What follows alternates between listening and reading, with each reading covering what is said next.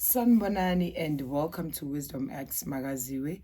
Imina ingane yamakhehla amadala, amakhehla amakhulu, amakhehla amahle.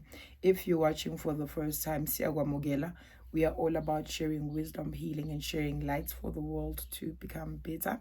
On today's video, I want to respond to a comment. Someone in the comment section had asked me about how do you respond to when you dream about someone oshonile and then laba bantu abashonile bathi bayagodola or bathi balambile and all of those things.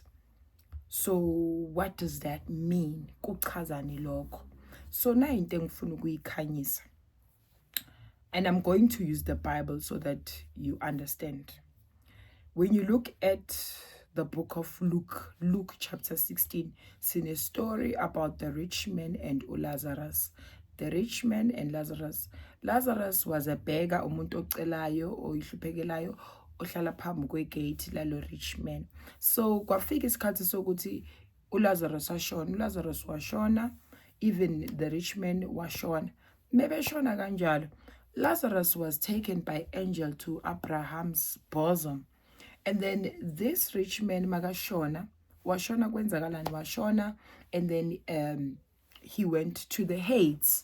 So what's the difference between the Hades and Abraham's bosom? The difference is that Abraham's bosom, it's more of like protection, more of like a place where you meet with abadala bakho, your elders, your ancestors. You are united with them. And then the Hades is a space that is underworld, mhlaba ngaphansi, and it's described as hell.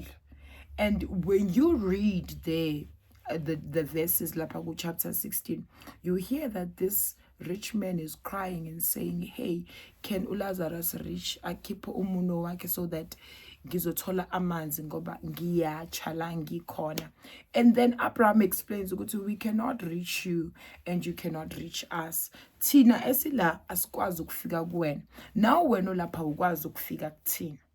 So now it explains ukuthi as siyabantu abaphila la emhlabeni, siphila emhlabeni owodwa. We're experiencing the same conditions, but when we pass away, sizohlukana. Abanye will go to Abraham's bosom, abanye they will go to the Hades. So when you're in the Hades, so yazi ukuthi ukuphi wena. You are underworld, usebunzimeni, uyatsha lapho ushela izono zakho. And why this man would go to the Hades? Kusho ukuthi ama-riches wakhe akawatholanga ngey'ndlela ezi-right, or according to God's judgment, this person akazange ayenze kahle. Because of why would this person be automatically aqeda ukushona nje sekaya in the Hades? I want you guys to understand those parts. Number 2, this guy who was in the Hades, he requested, okay, can uLazarus aye ekhaya kithi? Because of, I believe ukuthi abobhuti bami la bengibashile, they'll be saved if uLazarus angafika kubo abatshele, and bazokholwa because of Lazarus is resurrecting from the dead. And then and then Abraham there said, no, your brothers kuzomela ukuthi nabo bayikholelwe bona self. Bakhona Moses, akhona amanye ama-prophets. So if akalalela ama-prophets nalamanye bo-Moses ukuthi they must repent, then that means nabo they will just go to the what? To the Hades. So it is clear. So akunamuntu oshonile ozofika kuwe athi hey ngicela ukuthi ungenzele u1, ngicela ukuthi ungenzele u2, u3, u4. Meke fika loyo muntu loyo kuchaza ukuthi kusetshenziswa isithunzi sakhe. Ngoba kusetshenziswa isithunzi sakhe, wena kuzothiwa hlaba oyenza, you will doing rituals ongazazi. My advice for you, if you have umuntu oshonile afika kuwe athi hey ngenzele 1 2 3 kucela umenzele izinto, khuleka. Pray about it. Ask God to protect you. Ask God to reveal things to you. Say the things. Tell God about the things that you are seeing. Please, God, protect me. Sorry, so uyambon. Because of, I'm going to make an example about myself. I've recently dreamt of someone who has passed on. But this person that has passed on, They didn't come to me and ask me ukuthi hey ngiyagula or ngiphi ingubo ngiphi ukudla ngiphi in. When they were speaking to me, they just told me what is happening to them. And that's it. And ngibabone ngelihlo lami likamoya. Kodwa here in the physical. And when you tell people in the physical, vele abakwazi ukukholwa. So into engizama ukukubonisa yona is that lo muntu ofikayo kuwe oshonile ethi ucela ukuthi umhlabele ulambile and all of those things. Don't entertain that, but instead pray about it. Pray. Uzokwazi ukucacela, uzokwazi ukukhanyiselwa. The prophets that uNkulunkulu azilethile la emhlabeni, from uqala koMoses up until size sifike la sikhona, even us thina who are preaching the gospel yakho uNkulunkulu, we are just here to guide, to tell people what's really happening. So as we are busy sharing the gospel, teaching the gospel, sibonisa abantu, you have to repent on your own, because of umuntu wala emhlabeni angeke akwazi ukukusiza, angifuni ukuqambela manga. Even like abantu abathwetshuliwe, lo muntu loyo uyathwetshula but akakwazi ukubuya like back to us aphile kahle, because of usuke sekalimezeke kakhulu umuntu ngokomqondo and all of that, ngazo zonke izinto abamenze zona.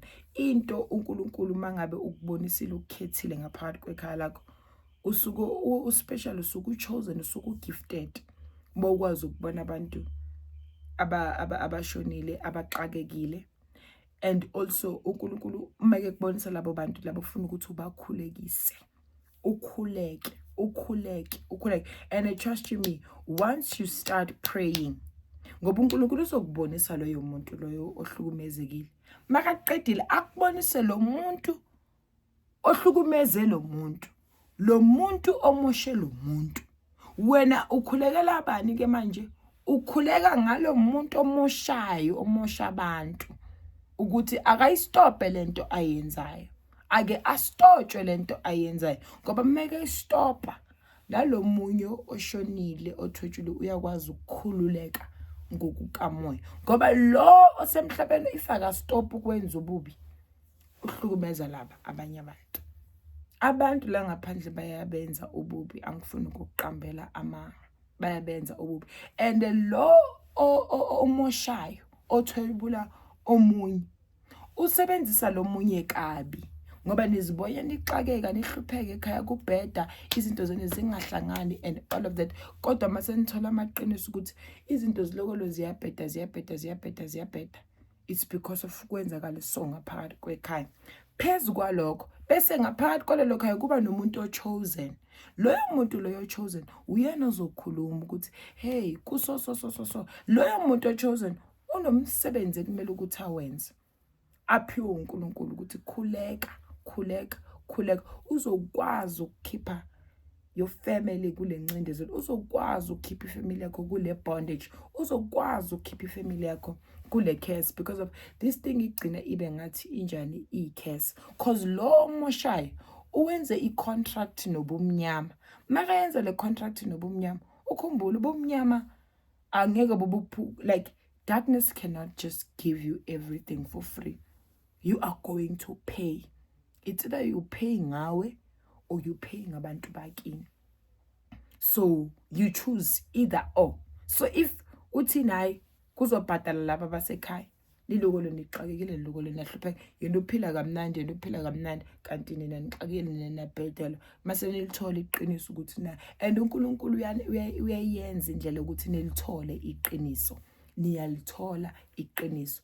But the parable ekuLuke chapter 16 iyasifundisa ukuthi abantu abaningi abaphila kahle la abazukuphila kahle ke mase singale ngokomoya.